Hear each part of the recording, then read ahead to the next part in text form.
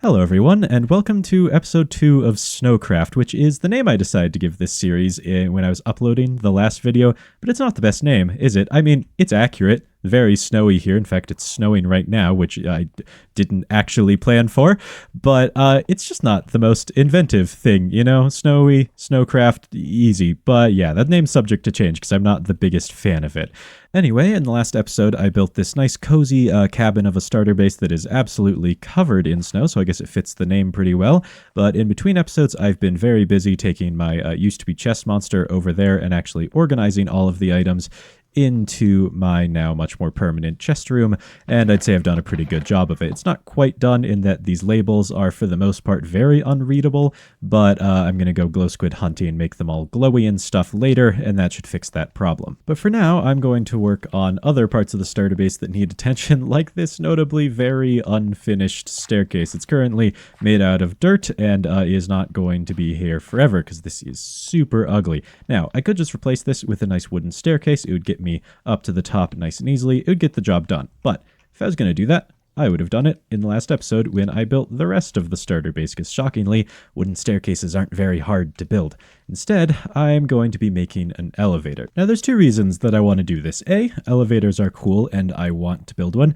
And B, this happens to be right above my mine shaft. That goes all the way down to y equals -64. So if I build a super fast elevator here, it'll be not only a good way to get in between the floors of my house, but also a great way to get all the way down to diamond level to do some mining. Because that ladder is painfully slow, because it's like, I don't know, it's like a full 128 blocks, I think, to get from here to down there, so it takes a while. And luckily for me, the Create mod makes it really easy to make elevators. Pretty much all you need is an elevator pulley. You need to provide it power and include some contraption controls so you can actually tell it where to go in terms of the different floors. But other than that, it's very simple to make. It normally would take about all of 5 minutes. Now, I say normally because obviously it's not going to take me just 5 minutes because it's this entire episode's premise. And that's because I am starting from absolute ground zero. All I have is this starter base, and this starter base has not a single bit of Create mod in it. So I have to start from the very beginning of the tech tree and work my way up to the point that I can build an elevator pulley. Unluckily for me, aside from, you know, the arrow in my forehead, is that the elevator pulley is actually pretty darn far up the Create mod tech tree, which means I have to do almost the entire thing. But I've decided that I'm going to take this as kind of a blessing in disguise and literally just do the entire tech tree, because then I don't have to do any more of it, or at least most of it, because there's a couple things at the very end if you want to do like Create mod trains and stuff that are just like really complicated automatic contraptions that they're just really annoying to build. I'm not doing that part, but pretty much everything else we are going to do. And most of that stuff is just tiny little processors, like a press to turn ingots into plates, or a mixer to make alloys like bronze. So all I really need to progress a whole lot up this tech tree is a place to put all of those processors, and that is going to be right here. Unfortunately, though, there are a ton of them. I counted the ones that are in the previous Create mod workshop that I made, and there's 15 about, and some of these things are big, so I need a lot of space. And if I were to try and make a building like this one that had all of the stuff in it, it would not go very well, because this building is big. Like, it's quite large looking, but on the inside, it's actually only like 3 or 5 blocks wide, depending on how you count it, which is definitely not enough space. So instead of trying to make a building like this and put everything in it, I'm going to make a tiny little cute building just right here, just a facade, and then you go inside and everything will just be hidden away underground, because that is definitely the easiest way to do it. So let's go ahead and get started by building that. Now granted, most of the actual contraptions I'm not going to be able to build yet, but I want to build the place to put them before I actually have them, because then each thing that I kind of unlock I can just stick in its place. It'll make it nice and convenient, and I happen to have already gathered all of the resources. So let's go ahead and just hit play on the schematic cannon. And I would do a time-lapse for this, except for the fact that this build is so small that I think that time-lapse would be about 5 seconds long, and it's a little goofy to do the whole, like, music build-up thing and then a 5-second long time-lapse. It just looks weird. So instead, I'm just doing this weird midway through jump cut. Look, it's the half of a building. And now it's a full building. Look at that. Although that doesn't mean it's that big. It really is just a smaller version of the starter base, but I think it looks nice and workshoppy, but I think that's just because it's a smaller building to the side of the bigger one, but I don't know, maybe this awning contributes to it or something. Either way, it looks pretty good. I'm happy with it. Obviously, though, it doesn't have an interior, because for whatever reason, I'd never build that on the first pass through. I mean, I do know the reason. It's because I want to talk about the interior before I actually get to building it. And this one specifically is quite a bit of a doozy, because like I said earlier, it's going to be big. And that's why I've decided to just burrow into this mountain, as for the sake of not having to do a super large exterior. But that doesn't mean it's going to be easy to make. I've made this list of everything that I need to put in here, and it's kind of a lot. And obviously that's not that hard to do. I can kind of just, you know, dig a giant hole and put it all in there, but that would be, you know, ugly. And I don't want it to be ugly. I want it to actually look good. Which brings us to a completely different problem.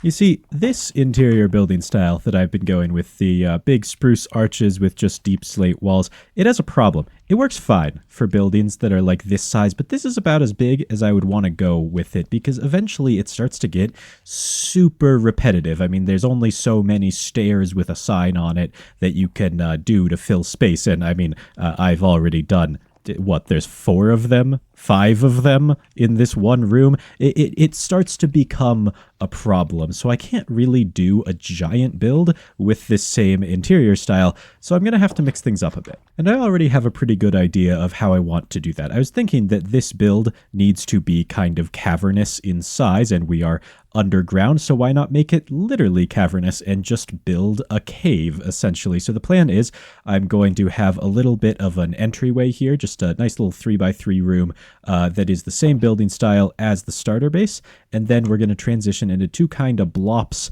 of cave here and here, and those 2 caves should be enough space that I can fit all of these machines without a problem. So let's go ahead and get building on this. I've already gone into Creative World and designed the whole thing out, so all I have left to do now is throw it into the schematic cannon, gather some resources, and I can just let that thing run and smack the entire build down for me.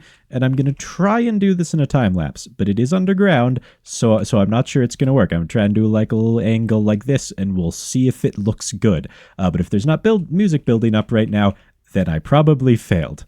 But we'll see. Yeah, absolutely not. That angle that I was talking about, you want to know what it looks like when the build is finished? It looks like this. Can you tell what this build is from here? No, you cannot. It is a mess of stone hallways. And you might think, oh, maybe it was like better during the middle of the time-lapse.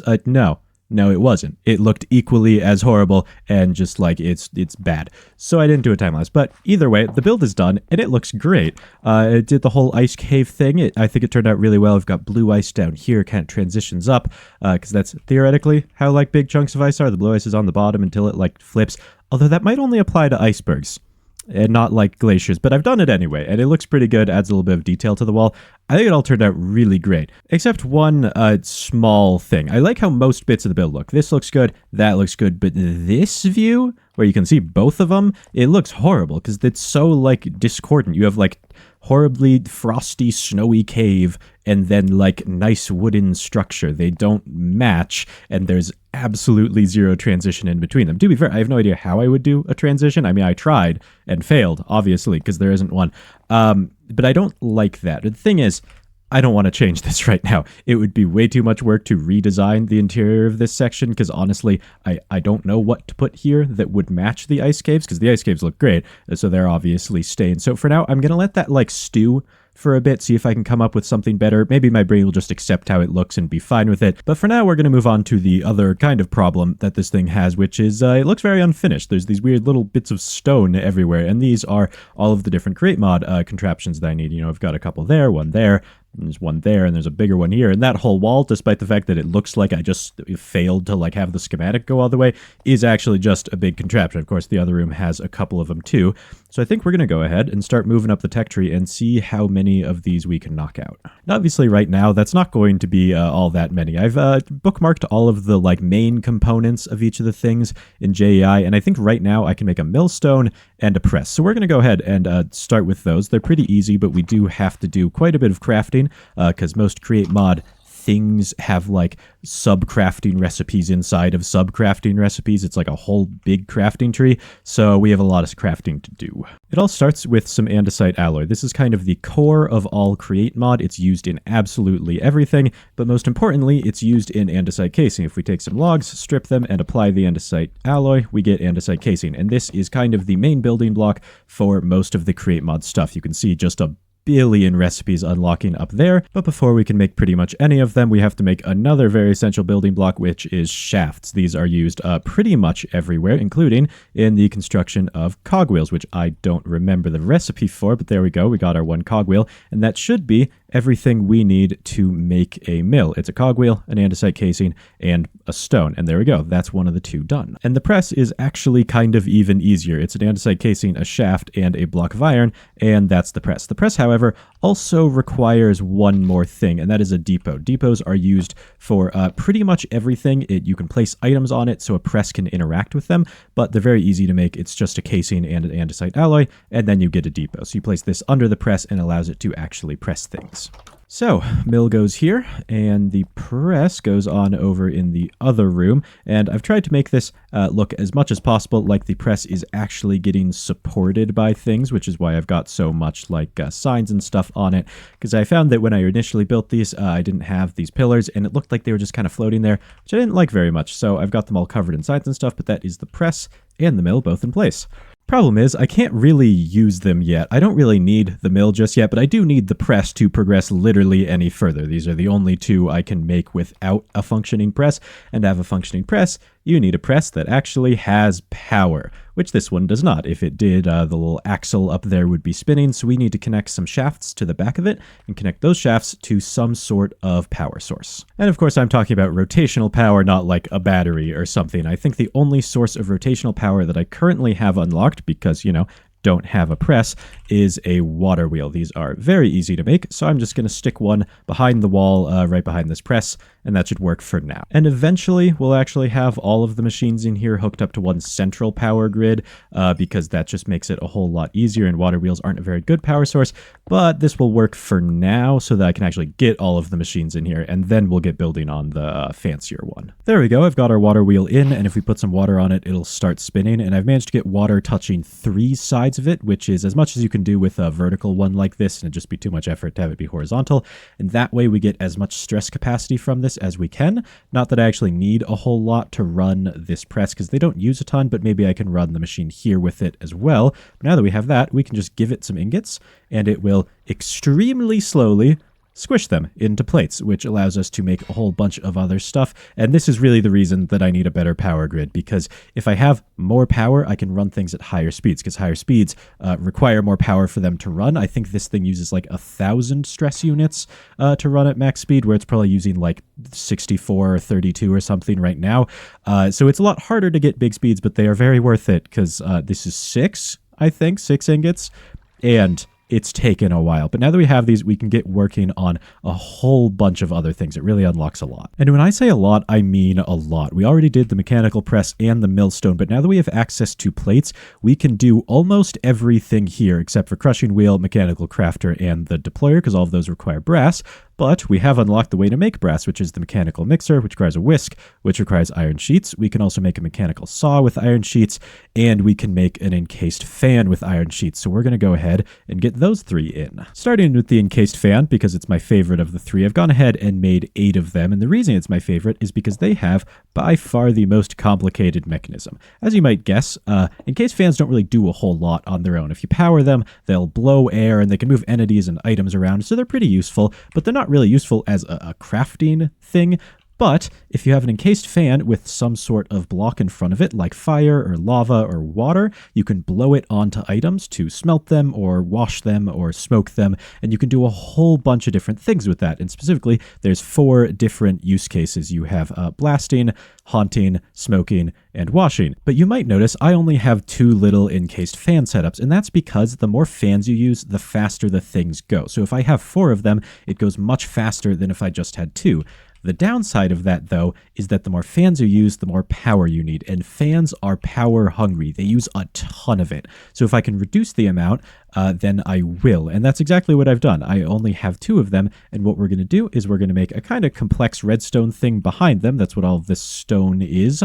That when you press this button, it'll switch it between 2 of the different functions. So we'll have one that does washing and haunting over here, and over here we'll have one that does blasting and smoking. And that way we can have half the fans, but still all of the functionality. So even though I'm not actually going to power these 2 contraptions yet, because I don't really need fans to progress the tech tree, let's go ahead and get that redstone in, because I love redstone, and this is the first redstone contraption of the series, so I am excited. But first though, I have to get rid of all this stone. That's the only unfortunate thing about the schematic cannon, is that when it doesn't have a block that it wants, like redstone wire, it just does nothing with the spot, which ends up leaving a whole bunch of stone in places where you don't want it. So I have to dig all of this out before I can get any of the redstone in. About that, there's a little issue, just a tiny little thing. I was building this, and I was thinking like, oh yeah, it's all just like vanilla stuff. The fans are the hardest thing to do.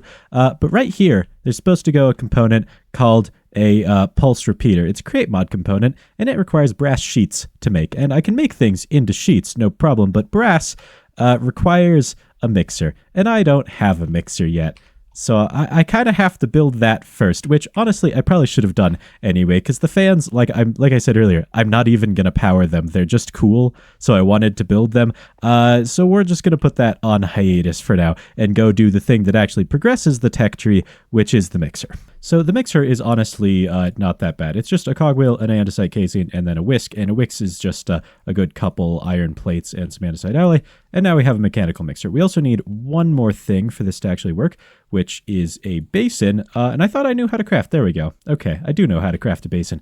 Because, you know, it's a mixer, so it mostly mixes liquids. So you need a place to hold them that isn't just a depot. And the mixer is going to go in this room, and it's going to go right here, I think. I don't quite remember where all the things go, but I'm pretty sure this is the right place for the mixer. And that looks pretty good. And now on to the problems. Number 1 is the power, which is fine. It's just going to be another water wheel hidden behind the wall like we have right there, and that'll do just fine. The second thing, though, is a little harder to do. The thing I want to make with this mixer is brass ingots, and the recipe for that is zinc and copper, but you also need to heat it. And of course, you can't just heat it with like flint and steel. You need a thing called a blaze burner. Blaze burners themselves are pretty easy to make. It's just some netherrack and iron sheets, and I don't actually have a portal yet, but once I do, the netherrack will be quite easy to get. But if you want to make it into a full blaze burner that isn't empty, you have to go to the nether and catch a blaze, which means it's time to go on an adventure. But first I had to actually make a nether portal, because I didn't have one of those yet, but I did already have a diamond pickaxe, and there was a nice lava lake nearby, so I made quick work of it. Now into the nether. This nether spawn was horrible. It was a warped forest island surrounded on all sides by lava, and just to spite me, the game decided to put my portal on the top of this island, so first order of business was to make a staircase down. From there, it was on to the time-honored tradition of making a 1-block wide cobblestone pathway across a pool of lava and hoping a ghast decides not to kill me. But this time, I got pretty lucky and it went pretty well. We got all the way to the other side of the pool of lava into another warped forest. And I decided to stick to the warped forest because it's kind of pretty safe for the nether. It's only endermen spawn there. There's no hoglins or piglins that are going to kill you. So I stayed in there, and without too much effort, I actually found a nether fortress. Unfortunately, it was on the other side of another pool of lava. And this time, I didn't have quite as much luck. I possibly wasn't paying the most attention, but a blaze spotted me from the fortress and decided that I should take a bath in the lava, which I promptly did. So lost all my items, but I pretty quickly respawned, got them all back. I wasn't carrying anything super important, went back down my bridges, and back to the fortress, this time paying a little bit more attention and actually shielding myself from the blaze. Once I was there, though, it was pretty simple. I caught a blaze in the blaze burner and headed back home. So I'd say that was a pretty successful nether adventure, especially for me, because I die a lot, and getting away with only 1 death is pretty darn good. But now we get to actually make some brass with the blaze burner we just collected. It goes right under the basin, so it can heat up the stuff inside, and luckily most of the snow around it is completely fake, except for this one, which is far enough away, so none of it will melt. And blaze burners do have this special fuel called blaze cake that's pretty difficult to make, in that it's just like a lot of steps and you need to like grind cinder flour and stuff. But luckily, that is only actually required for 2 recipes, melting cobblestone and making liquid hyper experience, which I don't think I need either of those right now, so luckily we can just power this thing with coal. If we throw our 2 things in there, zinc and copper, give it some coal, it should start to mix. And of course, I have given this mixer power, which is a little bit more complicated than other things I've done because the mixer actually has a minimum speed requirement. So I have a water wheel that's hooked up to 2 sets of gears, and that essentially doubles the speed twice. So we get from the 8 RPM of the water wheel up to the 32 that is required by the mixer. Although even at that 32 RPM, it's still pretty slow, and the 1 coal has run out. And actually, it got almost all the way through the main stack of brass, which is pretty good. And luckily, you can just speed this up, and then it just goes faster and faster, so you're not actually really dependent on 1 coal burning 8 items. In this case, 1 coal did 50 items, which is way faster than vanilla, so I don't really know why I'm complaining, but this shouldn't even take too much longer to get us a full stack of brass. And now that we have that, I think I can actually craft pretty much everything in these rooms. Brass is just about the end of the easy tech tree, that is until you get to trains, which like I said, we're not doing in today's episode because they're just a bit much. So I think I'm going to go ahead and craft it all. Oh, I can't do the big thing at the back wall there because it requires the big thing at the back wall there to be done. So we'll get to that one in a second. But for now, I'm going to go ahead and get everything else in place, and then we can talk about them all separately. It's done. Oh, it took way longer than I expected. Almost all of that time was walking to and from a mangrove forest because apparently mangrove roots are the thing I needed for this, and I did try other things. Mangrove roots are legitimately the block I needed. That took a good hour. It's like 6,000 blocks away.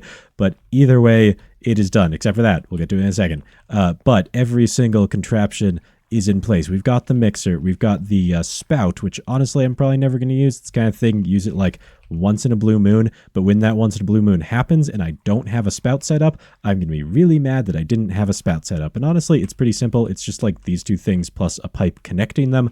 If you need to put a liquid onto an item, you put the liquid in there, put the item there, and it puts it on. So it's not that useful, but I have it anyway because I'll use it occasionally. We've got the press. We've got a deployer. Deployers can pretty much just do anything that like you can do with your hand. So I could put like a stripped log on there, give that andesite alloy, and make casing for me, which is super nice. You can also do sequenced assembly with it, which if you want to make like a precision mechanism, you need a bunch of these. So I can do that with this more manually, or of course you can set up a conveyor to do it less manually. But either way, it's very useful. And in contrast, this mechanical saw, I've realized I will never use this. The thing I normally use a mechanical saw for is stripping logs. You put logs in here, it drops them onto the saw, and then they get stripped and put into here. Now, it is way faster than doing it manually. It's like 3 a second at max speed, but Farmer's Delight adds a way that you can just strip logs literally as fast as you can click. And I have an auto clicker, so it's pretty darn fast. So I'm never going to use this, probably. I might use it occasionally for something. Maybe if I want to strip like an entire chest full of logs, I'll use it because it'll just like run while I'm doing other stuff. Either way, it's not that useful. I didn't realize I had a good alternative before I put that in. But that's everything in this room, except for that. We'll get to that in a second. In this one, we've got the smoker, and you can turn into a blast furnace if it had power, but it doesn't. But all the redstone is in place, even the 2 brass elements. I'm really proud of this mechanism. I'm not going to explain it because it's really not that complicated and doesn't really deserve explaining, but I'm really happy with that. And we have the exact same thing over here. We've got haunters, and then there's water in these dispensers so you can have a washer too. Now, the crushing wheels, that's what's going to go there. And the reason I haven't built it yet is because they need to be crafted in an automatic crafter. The thing is, crushing wheels, their recipe is bigger than a 3x3, so you can't really just do it in a crafting table. You have to do it in one of these. And I've gone ahead and given this power already, but if you just put the entire recipe in, this is one of my favorite things to watch like work in the Create mod. Unfortunately, it's really, really slow because it's powered by like 1 water wheel back here. Oh, 2 water wheels. Really fancy, but that doesn't increase the speed at all. So it's super slow, but it's kind of satisfying. It like shoves all of the things together and then they just like pop into the item. It's almost done. Just has to do that, and then it plays the animation. Like this animation, it looks so weird, really slow, but then they compress and we get crushing wheels, which should instantly disappear because there's a hopper under that snow. Or not. Okay, clearly that doesn't work. I might have to replace this. Oh, never mind. There's not a hopper. Yeah, that's my bad, I guess. Okay, I'll have to fix that at some point, but for now it's fine. They should have gone into that barrel was the idea, but whatever. And now I can put these in place, and that is everything in. except for the power grid. None of this has power, but that's everything we're going to do for now. And that means we're just about at the end of today's episode. Next time, we are going to actually build a power network for this building so that all of the machines function at maximum speed. And then maybe we can even actually build the elevator that started off this whole episode. But for now, like the video if you liked it, subscribe if you feel like it, and I'll see you.